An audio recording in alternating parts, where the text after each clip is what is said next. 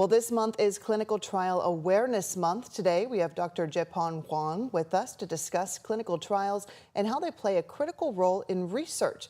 We thank you so much for coming on, Doctor. Thank you, Shea. I really appreciate the opportunity. We're happy to have you. So let's get started just by talking about exactly what is a clinical trial. Okay. So a clinical trial is a really new treatment, still in the testing phase. So we try to figure it out if this is effective or not, but it has received approval for trial in humans already.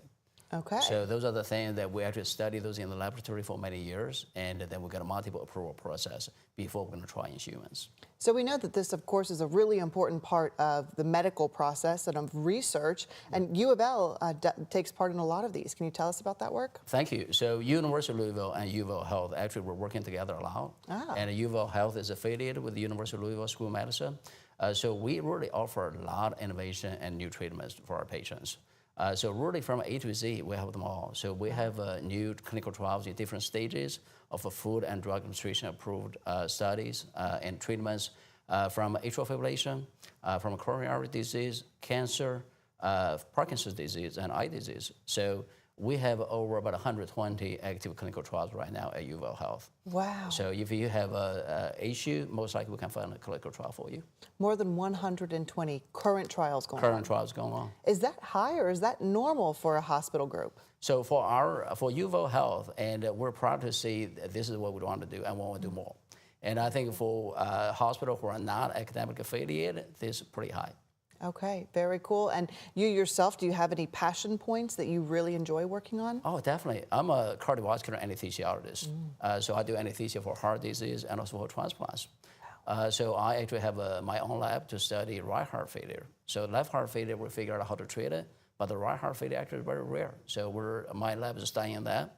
The other interest I have is really to bring AI, artificial intelligence, to healthcare. So this is something that U of L Health and U of L are working on actively too. We know that'll be very important here in the future. Okay, so Thank you. Important question here. Why might someone want to sign up and agree to participate in a clinical trial? Sure, I would see really from different perspectives. One is really safe. So before we actually trial the medications or devices on human, we have done a lot of work in the laboratory. And we have to go through a multiple approval process, including the IRB, Institutional Review Board at U of L, and also the FDA, Food and Drug Administration, and also the Office for Human Research Protections. So there are a lot of safety guards in clinical trials already. So your safety will be guaranteed. Although there's no guarantee that one medication will be effective, however, if you're part of the clinical trial, you will have access to the new treatment. You'll be one of the first. And many of those drugs are very promising to treat, prevent, or even cure the diseases. Wow. So if you look at the cancer patient, the cancer survival has significantly increased over the years. And many of those studies, actually all the studies must go through clinical trials. So I think it really is very beneficial to the patient to get a new treatment, and also very beneficial to the entire human race. Very cool to be a part of that. Well, Dr. Huang, thank you so much for coming on. We really appreciate it. Thank you, Shea. Really appreciate your help.